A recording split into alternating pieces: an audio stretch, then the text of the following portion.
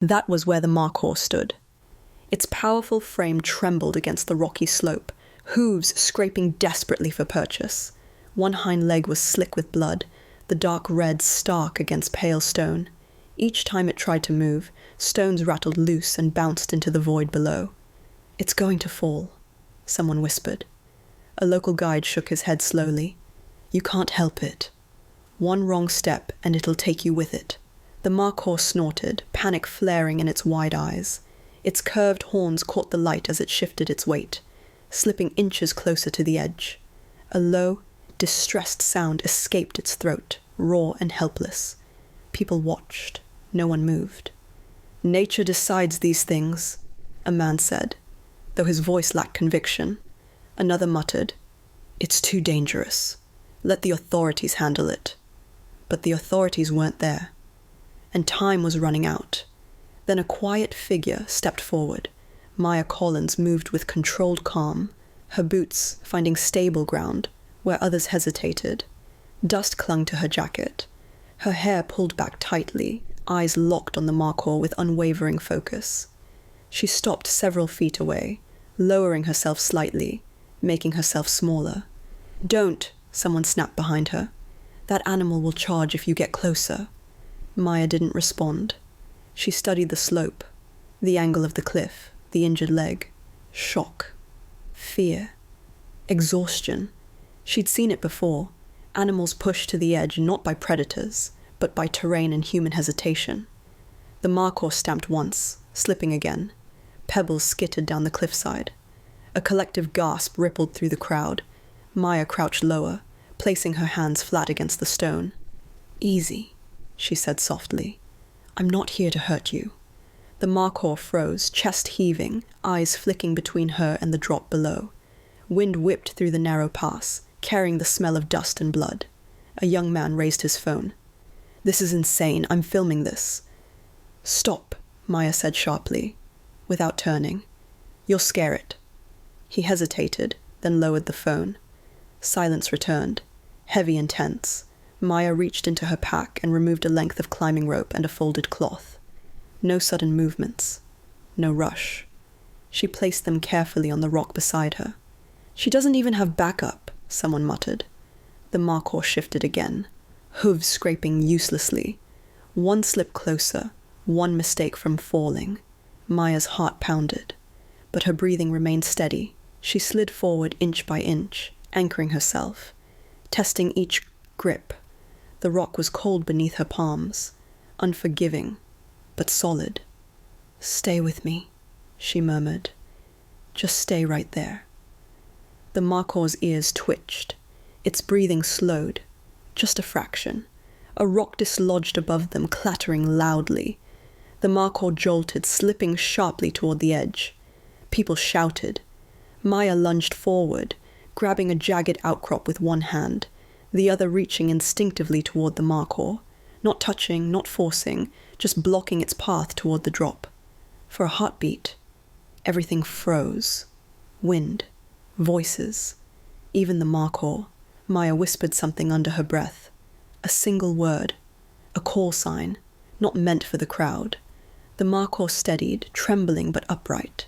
From behind her, someone whispered, stunned, "Who is she?" Maya didn't answer. She adjusted her stance, eyes never leaving the animal. Sweat traced down her spine despite the cold air. One misstep now would mean disaster for both of them. Above, clouds rolled slowly across the mountain peaks. Below, the valley waited in silence.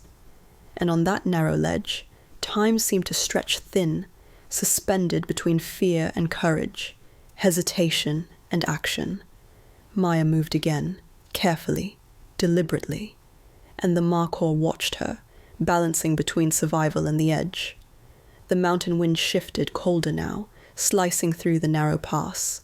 Maya felt it against her face as she held her position, fingers locked into the rock, body angled to block the Markhor's path toward the edge. The animal's chest heaved, breath coming in sharp bursts, hooves trembling on stone worn smooth by time and gravity. Then came the sound that changed everything. A distant engine, low, controlled, purposeful. Maya didn't turn. She didn't move. Not yet. 2 figures appeared above the ridge. Dr. Sarah Whitmore, a wildlife veterinarian, and Officer Daniel Hayes, stepping carefully down the slope with practiced balance. They stopped when they saw who was already there. Hayes exhaled slowly. Of course it's her. Dr. Whitmore nodded, eyes fixed on Maya. Stand by. She's stabilizing it. The crowd stirred, confused whispers rippling through them. Who is she? Why are they listening to her? Maya spoke without looking back. Rope anchor on that outcrop, slow movements, the legs fractured, not shattered. Dr. Whitmore didn't question her. She followed the instructions instantly. That was when the realization hit the crowd. This wasn't a reckless woman. This was someone who knew exactly what she was doing. Maya slid the rope forward inch by inch, guiding it around the Markhor's torso with calm precision. The animal resisted at first, fear flaring, muscles tightening, but Maya stayed steady.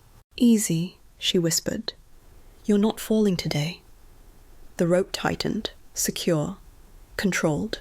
With coordinated effort, they eased the Markhor back from the edge, hooves finding firmer ground.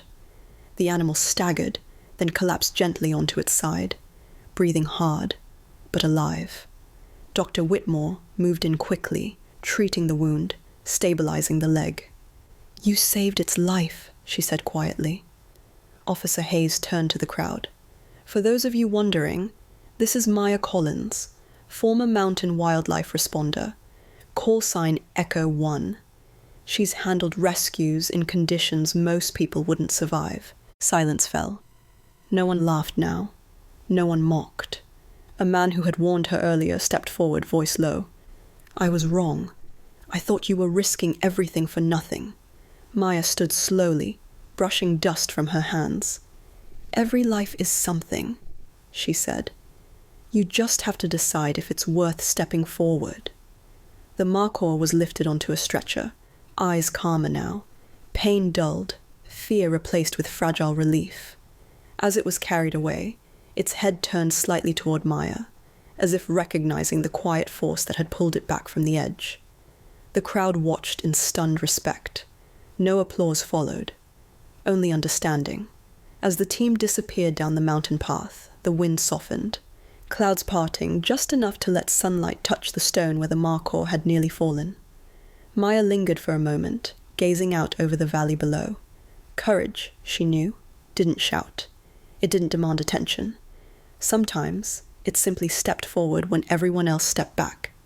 And in that choice, made quietly, without witnesses or reward, lives were saved. Voices were heard, and the voiceless were no longer alone.